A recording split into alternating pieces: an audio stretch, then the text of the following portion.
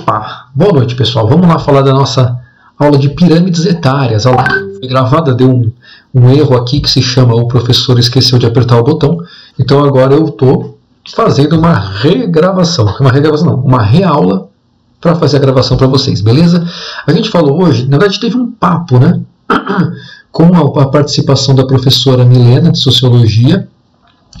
E ela deu essa ideia, inclusive, a gente tem esse papo sobre pirâmides etárias e aí fazer a ligação com a questão da vacinação, com a questão da pandemia, que está sendo o tema que está passando por todas as aulas essa semana aqui no nosso campus, certo? Então, eu adiantei a aula de pirâmides etárias. A aula de pirâmides etárias, na verdade, ela iria acontecer lá no segundo semestre, tá bom? Mas aí eu adiantei para cá, justamente para a gente juntar esse assunto da geografia com uma discussão sobre geopolítica e uma questão mais social que a professora Milena vai trazer para todos nós na sexta-feira. E está muito legal, acho que vocês têm muito que assistir o que ela vai falar, porque não é só sobre as disciplinas, é uma discussão sobre as atualidades no geral, encaixa muito bem no que a gente está vendo hoje em dia por aí, no Brasil e no mundo, beleza? Vamos então para a nossa parte aqui, que é explicar o que são os gráficos de pirâmide etária e da onde eles vêm. Maravilha! Então, bom, primeira coisa, pessoal, quando a gente estuda pirâmide etária, a gente está estudando população. Existem várias maneiras de se mostrar características de uma população. Tá? A pirâmide etária é uma delas, mas é um gráfico muito usado, vocês vão entender por quê. Porque ele não serve apenas para a gente ver as informações diretas que são usadas para construir esse gráfico. Tá? Ele traz muitas outras informações por trás, informações indiretas, e é aí que mora a importância da pirâmide etária. Tá? Então ela vai mostrar uma parte da estrutura da população. Né? E o que é essa estrutura, professor? A estrutura da população são todas as características que formam uma população. Por exemplo, número de habitantes, a faixa etária, né, idade e tal, o gênero, sexo masculino, feminino, enfim, ou qualquer outro, né, população economicamente ativa, a pé ou inativa, enfim, são vários dados que existem sobre a estrutura de uma população. Uma das maneiras de se apresentar isso é a pirâmide etária. Vamos direto para ela. Essa é a pirâmide etária, é um gráfico. Esse gráfico aí, ele foi feito para a população do Brasil de 2010, então é do nosso último censo oficial nacional. Né? O que ele mostra? Bom, na parte vertical, são esses numerozinhos todos aqui, ó. Essas são as faixas de idade da população, as faixas etárias. Então a gente tem vários andares, cada um é uma faixa de idade, ó. Primeiro é 0 a 4 anos, o segundo é 5 a 9 anos, depois é 10 a 14 anos, depois é 15 a 19 anos, assim vai, até 100 anos ou mais. Na parte horizontal, nós temos várias barrinhas, ó. Para cada faixa etária tem duas barras, tá vendo? 0 a 4 anos tem duas barras, e aqui embaixo tem uns números. O que é isso? Essas barras mostram a quantidade de pessoas para cada faixa etária. Por exemplo, 0 a 4 anos, ó. Aqui está em 1000, né? Mas aqui em cima diz ó, que é vezes 1000. Então, é isso aqui vezes 1000. Então, a 0 a 4 anos no Brasil em 2010, desse lado da pirâmide, tinha quase 7 milhões e 500 mil. Nesse outro também, né? Do lado azul até um pouquinho mais, né? Um valor mais próximo dos 7.500. Aqui um valor um pouco mais distante, mas muito parecido. Por que é dividido em dois lados? Porque um lado é masculino, o outro lado é feminino. Tá? Então, a pirâmide ela é usada para isso. Ela é usada simplesmente com 3 informações diretas apenas. Faixas etárias, na vertical. As barras na horizontal, mostrando quantas pessoas tem em cada faixa etária. E aí quantas mulheres e quantos homens. É isso que ela mostra diretamente. Mas a grande importância dela são as informações que ela traz por trás. As informações indiretas. Como assim? Ué, olhando na pirâmide, a gente consegue ter uma ideia da quantidade de crianças, quantidade de jovens, quantidade de adultos, quantidade de idosos que tem no país. Isso é muito importante para fazer qualquer tipo de planejamento. Se vocês trabalham com administração, com logística, com qualquer coisa, e vocês trabalham com pessoas envolvidas no processo, é muito importante você saber se essas pessoas são de determinada idade ou não, se elas têm alguma doença ou não, se elas podem fazer certas atividades ou não, para você conseguir planejar suas ações. Aqui funciona igual. Um governo decente, tá? Ele precisa de informações sobre a sua população para poder planejar suas políticas públicas. Se você vê um lugar que tem excesso de crianças, é claro que tem que fazer políticas ali voltadas mais para essas crianças. Reforço no ensino básico, na merenda, saneamento básico, enfim. Se tu vê um lugar onde essa população tem muito mais gente acima dos 50 anos, por exemplo, aí tu, como governante, vai ter que fazer o quê? Vai ter que fazer políticas públicas de, por exemplo, adaptação de espaços públicos, botar rampa para a galera subir e descer com mais facilidade, menos escada, botar os ônibus mais baixos, né? Ver se tem corrimão para a galera ajudar a subir nas escadas públicas, né, nos prédios públicos, ou nas rampas mais íngremes. Ver sistema de saúde, sistema de previdência. E se a sua população está, a maioria, no meio de jovens, como é o caso do Brasil em 2010, olha só. O Brasil em 2010 tinha a maioria da galera aqui, ó, né? Entre 10 anos e 29 anos, a maioria. Isso há 10 anos atrás. Quer dizer que hoje, essa galera já envelheceu. Então hoje, o Brasil tem a maioria entre 20 anos e 49. Tá?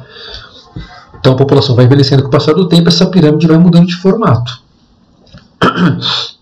Com a população assim, entre os 10 e os 29 anos, o que o governo deveria fazer de 2010 para cá? Investir em coisas para essa faixa de idade, para os jovens, adolescentes e jovens. Ensino médio, ensino técnico, ensino superior para receber essa galera toda e preparar para a vida e para o trabalho. Né? Pensar na questão do emprego dessa galera toda, aproveitar essa galera que vai estar economicamente ativa, com força de trabalhar, né? Aproveitar essa galera para dar um impulso na economia do país. Isso tudo nós perdemos a chance de acontecer, né? Mas é o que deveria ter sido feito, um planejamento com base na estrutura da população. Repara que tudo isso não está escrito na pirâmide, é daí que vem a importância dela. É um gráfico que ele te dá algumas informações diretas, mas os importantes são os dados que ele pode trazer por trás dele. Ele não fala de previdência no gráfico, mas a gente tocou no assunto. Ele não fala de educação, mas a gente tocou no assunto. Ele não fala de emprego, planejamento para trabalho, mas a gente tocou no assunto. Tudo baseado nesse gráfico. Essa é a grande importância dele. Olha só outros usos. Maravilha. Comparar dois locais, por exemplo. Temos aqui uma pirâmide do continente africano para o ano de 2006 e uma pirâmide do continente europeu para 2006. Dois continentes diferentes. Claro que isso é uma média do continente, né? Alguns países da África têm uma pirâmide bem diferente dessa. Alguns países da Europa também têm uma pirâmide bem diferente dessa aí. Tá? A média do continente. Mas por essa média a gente consegue comparar. O continente africano tem uma base da pirâmide muito mais larga. Quer dizer o quê? Existe lá uma maior quantidade de crianças do que na Europa. Portanto, você já sabe que a população do continente africano é muito mais nova do que a população europeia. As políticas lá têm que ser de um jeito totalmente diferente do que na Europa, né? Priorizando o crescimento dessas crianças aí. Enquanto isso, na Europa a gente tem a parte mais larga da pirâmide, está no meio, e além disso, a parte do topo também tem uma largura bem maior do que na pirâmide africana, né? Olha só, a parte dos 45, 50 anos, aqui na pirâmide africana, olha como ela é bem menor. E a parte de cima, olha como ela é bem menor. O motivo disso está escrito na pirâmide? Não. Mas aí que está a importância. Por trás disso você tira informações. Por que será que no continente africano tem tão pouca gente com idade avançada, né? Você pode falar da qualidade de vida, tu pode falar da qualidade do sistema de saúde, acesso à água tratada. Às vezes, alguns países têm muita instabilidade com guerras civis e tal, muitos conflitos. Então, uma série de coisas faz com que as pessoas não atinjam idades muito avançadas e as que atingem são em pouca quantidade. Repara também que os degraus, aqui olha só esse degrau, os degraus aqui entre as idades, pá, são bem grandões aqui no continente africano. Enquanto na Europa, eles são bem menorzinhos. O que quer dizer? De uma faixa etária para outra, morre mais gente na África do que na Europa, né? E aí você tem uma outra coisa que pode discutir por trás, porque a taxa de mortalidade é tão alta, né? A questão de violência pode entrar aí. Claro que os degraus não são só taxa de mortalidade, tá? Por quê?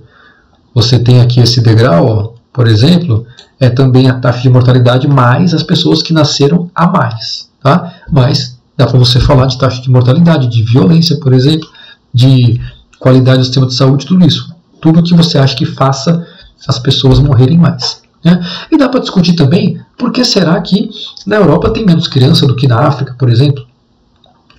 Por que na Europa tem menos criança do que na África? Vamos ver isso aqui. Ó. Oh Lord, oh my God! Vamos ver isso aqui falando das pirâmides do Brasil. Olha aqui, a gente tem 4 pirâmides para o Brasil aqui. Ó. 1980, 1990, ano 2000 e uma possível pirâmide de 2020. Uma possível, porque em 2020 não foi feito o censo no Brasil. Tá? Repara que a base, ó, ela antes aqui ia ficando mais larga. Aqui nos anos 90 ela dá uma diminuída. Olha lá que coisa. Anos 2000 vai diminuindo, olha lá. E a projeção para 2020 é para ela continuar diminuindo. Um pouquinho, mas continuar diminuindo. Na verdade, quando fizerem a pirâmide de 2020, eu acho que ela vai estreitar ainda mais, porque a quantidade de filhos no Brasil caiu bastante nessa última década. Né? E aí vem a pergunta, pessoal. Não está escrito na pirâmide, mas por que será que a quantidade de crianças cai em praticamente todos os países que vão se desenvolvendo? Né? Por quê? Praticamente todos. Nem todos, em alguns não cai. Mas a maioria cai. Por que será? O que leva as pessoas a terem menos filhos? Bom, e aqui vão algumas respostas que vocês podem usar. A urbanização cada vez maior, né? Então, cidades cada vez maiores, o espaço rural cada vez menor, e as pessoas morando mais nas cidades. O custo de vida cada vez mais alto, né? Você custear um filho não é mais aquela coisa, onde come um, come três. Não é mais bem assim. Né? Você tem toda a questão que o Estado não consegue dar para a gente com qualidade, por exemplo, educação e tudo mais, e para as pessoas pensarem em custear isso, acabam tendo menos filhos. A questão das pessoas serem mais informadas, a educação ter se expandido, faz com que as pessoas pensem nessas coisas e planejem melhor. Né? Tenham acesso a medicamentos também, a métodos contraceptivos, a preservativos, então as pessoas conhecem isso, têm acesso a isso, diminui o número de filhos. As mulheres entrando no mercado de trabalho cada vez mais, tendo filhos mais tarde, priorizando o trabalho, certas elas. Né? Então tudo isso junto acaba fazendo com que o número de filhos diminua. Então olha só, as pirâmides começam a estreitar na base, que nem estava a da Europa aqui, olha só. E como no continente africano, na maior parte dos países, esses desenvolvimentos andam muito devagar, então as pessoas ainda estão tendo bastante filho. Mas qual é a tendência em todos os lugares do mundo? É a quantidade de filhos ir diminuindo com o passar do tempo e a pirâmide ir tomando essa base mais estreita. Tá bom? Se ainda não começou a acontecer, uma hora vai começar. Em alguns países começou mais cedo, em outros mais tarde. No Brasil, por exemplo, começou a partir dos anos 90. Mas em países da Europa começou lá nos anos 60. Tá?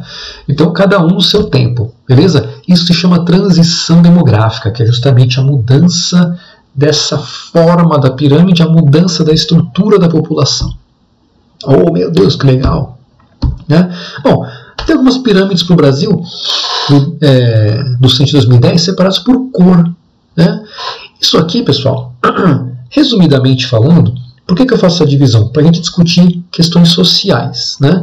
Mas essas questões sociais ficam para outra aula. Tá? Mas aqui vai dar para a gente ver bem as diferenças entre as pessoas no Brasil de acordo com a sua declaração de cor. Pessoas brancas, repara que as pessoas brancas têm uma quantidade bem grande de pessoas acima dos 80 anos. Quando compara com as pessoas pretas, olha só como a quantidade é bem menor. Tá? Por quê? As pessoas brancas elas estão em classes sociais, a maioria delas superiores, e isso acaba dando para elas uma qualidade de vida melhor, melhor acesso, tudo, então elas vivem mais em maior quantidade. Enquanto as pessoas pretas elas não chegam em tão grande quantidade assim em idades muito avançadas. Claro que não são todas, né?